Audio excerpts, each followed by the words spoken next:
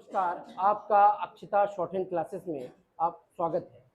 आज हम आपको अभी इनका इसी बार जो एसएससी का रिजल्ट अभी आया है उसमें इनका चयन हुआ है रिया शर्मा, ठीक है। तो इनको डिपार्टमेंट मिला है ministry of home affairs. Ministry of home affairs मिला है इनको।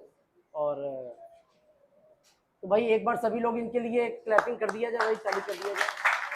तो रिया शर्मा बताएंगी इनकी क्या प्लानिंग है, कैसे इन्होंने ये एग्ज़ाम क्रैक किया, कैसे तैयारी की, उसके बारे में बताएंगी। रिया बताइए आप। नमस्कार, थैंक यू सर पहले तो। और सर जैसा कि मतलब आपने कहा था कि रेगुलरिटी ही हर चीज़ होती है, तो चाहे प्री हो चाहे स्किल के लिए बच्चे को रेगुलर तो रहना चाहिए। और जैसे प्री के लिए सबसे पहले तो आपको इंग्लिश तो अच्छी होनी चाहिए और साथ में जीएस रेगुलर बेसिस पे आपको करनी चाहिए और रीजनिंग भी। तो इंग्लिश में मतलब जैसे सबसे ज़्यादा वेटेज होता है तो उसके लिए कॉम्प्रिहेंशन में मतलब सबसे ज़्यादा नंबर के कॉम्प्रिहेंशन आते हैं, पैसेज आता है। तो उसके लिए मतलब आपको रीडिंग अच्छी होनी चाहिए आपकी।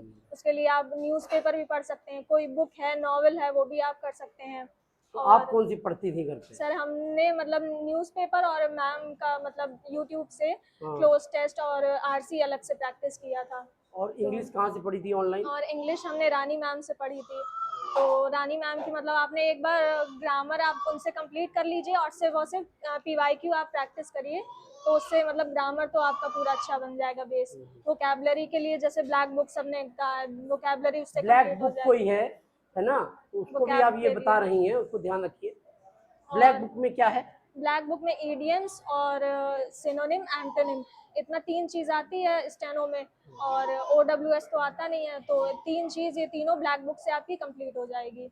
और ग्रामर के लिए रानी मैम, और कॉम्प्रिहेंशन और क्लोज टेस्ट के लिए वो आप ऑनलाइन भी या तो रीडिंग भी कर सकते हैं, ऑनलाइन प्रैक्टिस भी कर सकते हैं। और रीजनिंग का? रीजनिंग सर जैसे आप एक बार आप सिलेबस कहीं से भी किसी टीचर से कंप्लीट कर लीजिए, उसके बाद आप सिर्फ सेक्शनल मॉक दीजिए। तो मॉक लगाना बहुत जरूरी है। यदि आप मॉक नहीं देते हैं तो आप पूरे 200 क्वेश्चन अटेम्प्ट ही नहीं कर पाएंगे। और पता चला कि 170 तक आप पहुंचे और बाकी के जो 30 क्वेश्चन जो बचे उसमें आप देख भी नहीं पाए, और वो क्वेश्चन सभी ऐसे थे कि वो मोस्टली आपको आते थे, तो बाद में आपको बड़ी दिक्कत होगी। तो पहला प्रयास ये होना चाहिए हमारा पूरा पेपर एक बार हम उसको देख जरूर लें, तो मॉक जरूर देना बहुत जरूरी है। तो सर यही होता है, जैसे रीजनिंग में क्वेश्चन सबसे बन जाते हैं लेकिन स्पीड नहीं आ पाती है, कम टाइम में अटेम्प्ट नहीं हो पाता है, तो उसके लिए सेक्शनल मॉक ही मतलब सबसे बेस्ट रहता है। और जीएस के लिए तो जैसे सबने कहा परमार सर, और फिर उसके बाद स्किल आता है। स्किल के लिए तो आप सर पे मतलब डिपेंड हो सकते हैं पूरी तरह से। तो बहुत बहुत धन्यवाद। स्किल में मतलब बेसिक तो आप जैसे जल्द से जल्द कंप्लीट कर लीजिए, उसके बाद मतलब जितना जल्दी आप स्पीड पर आ जाएंगे उतना अच्छा रहेगा। और स्पीड में मतलब आप ये कि मतलब डेली प्रैक्टिस करिए, सर जितना होमवर्क दें आप वो अच्छे से कंप्लीट करिए, बुक अच्छे से करिए और बाकी सर पे छोड़ दीजिए, हो जाएगा पूरा। तो और इनके लिए कुछ भीड़ जो बैठी है इनके लिए कुछ एक्सप्लेन कर दीजिए कि क्या ये जो 20-25 दिन बचे हैं ना, अभी कितने दिन बचे हैं भाई? 20 दिन ही बचे हैं। 20 दिन बचे हैं, तो इनको बड़ा ये सब बैठे हैं, इनको बता दो कि कुछ ऐसा कुछ इनको गुरु मंत्र दे दो इनको कि रिटर्न में इनका जो है 170-180 नंबर आ जाए।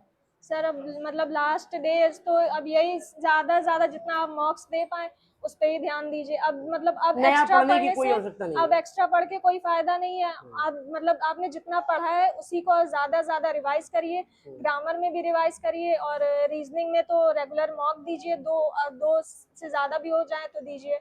और इंग्लिश में जैसे मतलब हर सेक्शनल वाइज अलग अलग है। और बस सर मतलब लास्ट डे अब जितने भी बचे हैं जितना आप मॉक दे पाए उस पर ध्यान दीजिए। और आपको बताएं इनका मैटर छूटता नहीं था, मतलब मोस्टली बच्चों का जैसे कुछ है, मैं स्पीड जो है 100-110 इनको पता है कि कितनी स्पीड पे बोलते थे, बताइए सर। मतलब हमेशा 110 से तो नीचे बोलते ही नहीं थे, 110 मतलब इनकी नॉर्मल स्पीड रहती थी, है ना। तो हमारी जो स्पीड है वो 100 के ऊपर हमेशा रही है, 110, 120, कभी कदार 130 तक भी चला जाता था, समझ रहे हैं। तो इनका जो मैटर है बहुत ज्यादा जब स्पीड पे आ जाते तभी छूटता था, जब 130 के करीब 20 के ऊपर है तभी मैटर छूटता था, वरना 110 वाला ये पूरा मैटर बढ़िया लिख लेते। अच्छा, इनके जो है सी में एग्जाम, सी में नंबर भी नहीं थे, और सर सी में मतलब उसमें स्किल में भी थोड़ा छूट गया था, ज़्यादा हो गई थी मिस्टेक। चलिए फिर आज के लिए जो है इनको जो भी इन्होंने चीज़ें बताई हैं उस पर आप लोग जो वीडियो देख रहे हैं तो उसको देखिए और उस पर इम्प्लीमेंट करिए कि आपकी भी परीक्षा जो है निकल जाए।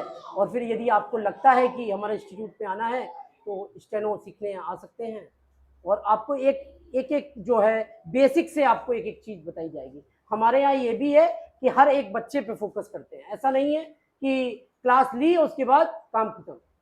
एक एक बच्चे पे, जितने बच्चे आएंगे, हमारे इंस्टीट्यूट में एक ये है, हमने ये खुद सेट किया है कि सुबह से लेके हर एक घंटे में बैचेज है, और कम कम बच्चे हमने उसको किया है कि मेरी पहुंच जो है हर बच्चे पर रहे। उससे ये क्या रहता है कि या तो वो बच्चा रुकेगा या तो वो बच्चा चला जाएगा।